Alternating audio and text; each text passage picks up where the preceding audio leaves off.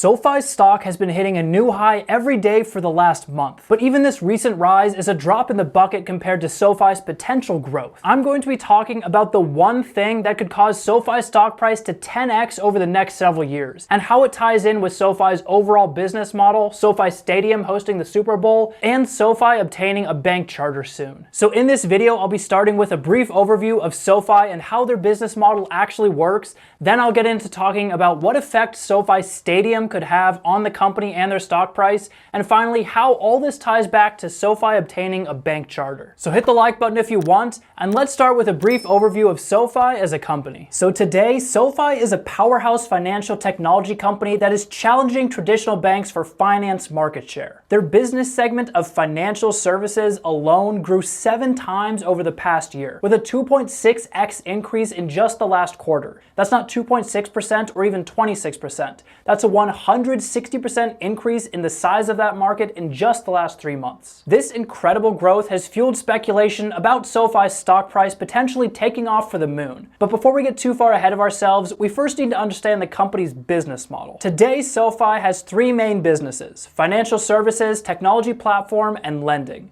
Financial services is probably the area you're most commonly thinking of if you're a SoFi user. It includes SoFi Money, their bank account, SoFi Invest, their investing app, and the SoFi credit card, as well as several other products. This is the area where they are growing the fastest, although with low margins, and it currently acts more as a top of sales funnel for the rest of the business. Their technology platform, also called Galileo, is a payments processor mixed with a somewhat independently operating company, one that was valuable enough for SoFi to shell out $1.2 billion for them in 2020 as an acquisition, which leaves their lending platform, the original bread and butter of the company, and by far their most profitable area. Lending is where SoFi got their start in 2011, when they started by offering student loans to graduate students across the country. But early on, SoFi had some struggles. Over the years, all the original co-founders have left the company to form other ventures, including Mike Cagney, the former CEO of the company. Cagney was actually forced out in 2017 when he left the company amid accusations of harassment.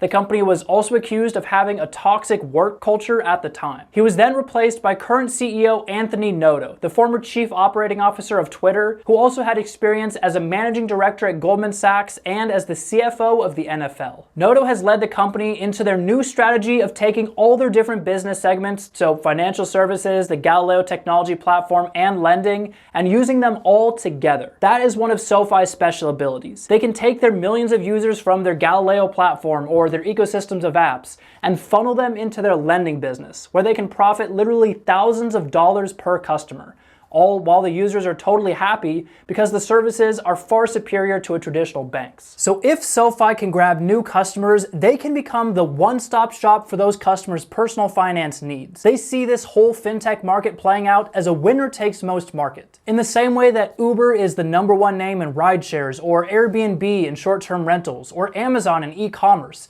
SoFi wants to be the one big winner in the fintech space. And as strange as it sounds, SoFi naming a football stadium actually plays into this strategy. To become #1, SoFi first needs to build a fintech ecosystem. The most similar example I can think of would be Apple's walled garden approach. A lot of people buy Apple products. A lot of people buy only Apple products. And it's not because every Apple product is the best in the world. It's because Apple's products work together better than stringing together third-party products. There's value in the ecosystem itself. And the same thing could be true with SoFi. Once you start using 2 or 3 products, it becomes way easier to use more of their products rather than looking outside the ecosystem. But tied in strongly with this idea of an ecosystem is the idea of a brand. Apple has consistently been ranked as one of the most valuable brands in the world for several years now. And it makes sense. Who wants to be part of an ecosystem that isn't known for quality? The brand is the basis for the whole thing. And this is where SoFi's new branded NFL stadium comes into it. If you haven't heard, SoFi owns the naming rights to the new LA NFL stadium, where the Rams and the Chargers play. They will also be hosting the Super Bowl this year, an event that generates close to 100 million views each year. And while SoFi is nowhere near the level of Apple's brand, directionally, they have similarities. SoFi needs to build both trust and recognition as the fintech brand to become the winner in this winner-takes-most market. Trust is built by having great products that work well together,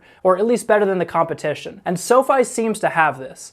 But the other part is by building recognition. So if I say that I bank with SoFi to someone on the street, they should immediately recognize the name and have some sort of emotional response to it, ideally a positive one. So all of this is just a long way of saying that branding is going to be super important to SoFi going forward.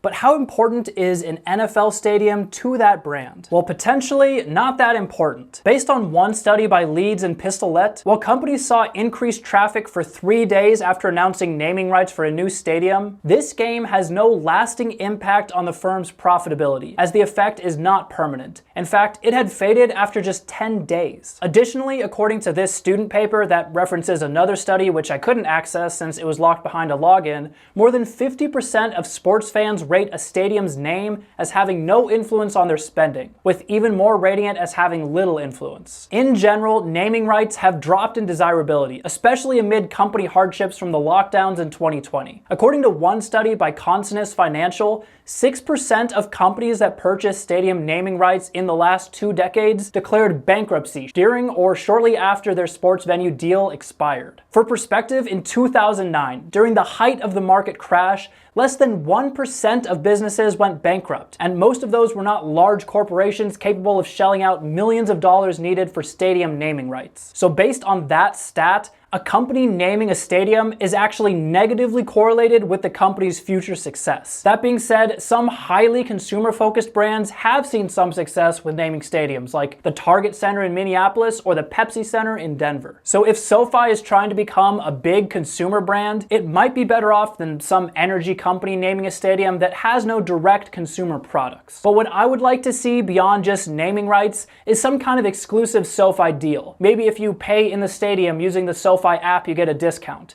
I think that would be much more valuable than just slapping your name on a stadium. But all that being said, the one benefit I will say for having naming rights is that it shows that you are a real company. SoFi needs to prove its legitimacy to move beyond the more trusting Gen Z or millennials who are technology native and start to attract older generations as well. Getting a bank charter could be part of the picture, since many may prefer to keep their money with a national bank instead of just some digital company. But for some, the prestige associated with naming rights could give the customer the confidence to trust the most valuable part of their entire lives to one digital company, their finances. And the CEO, Anthony Noto, alluded to this in an interview with CNBC. This is a 20-year relationship. I couldn't be more excited about the unveiling of SoFi Stadium next Sunday night when the Rams take on the Cowboys.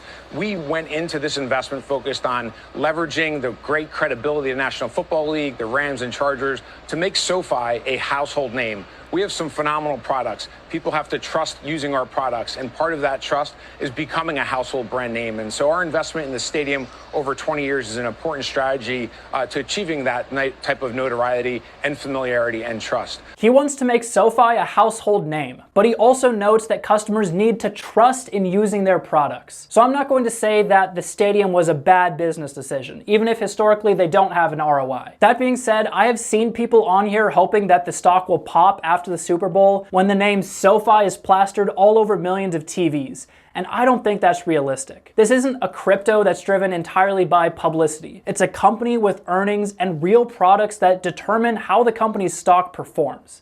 Or do they? SoFi is a bit of a strange company in terms of its stock price. If we look at its history, it had a big spike when it first went public, dipped down, spiked again, dipped down a second time, and now it's headed back up. This is unusual compared to most of the companies that I invest in. Most of my companies have a pattern that they tend to follow. They're undervalued for a time, maybe a few years, before the market recognizes their actual worth. We can use Upstart as an example here. Then something happens that changes the market sentiment around the stock. Maybe the company reports really impressive earnings one quarter, and its valuation quickly rises. But after that, while the valuation may drift up or down, it isn't usually any more volatile than a normal stock. The market almost sets a new normal for how the company should be valued. But with SoFi, the stock has had these wild swings in price, despite the fact that the company's story has remained pretty consistent over the past year. Yeah, there's been some news on their bank charter or their branding for SoFi Stadium, but from a fundamentals of the business perspective, things have been following a pretty straight path all along. So why then is the stock swinging wildly with no real surprising news coming out? Well, I think there's two possibilities here.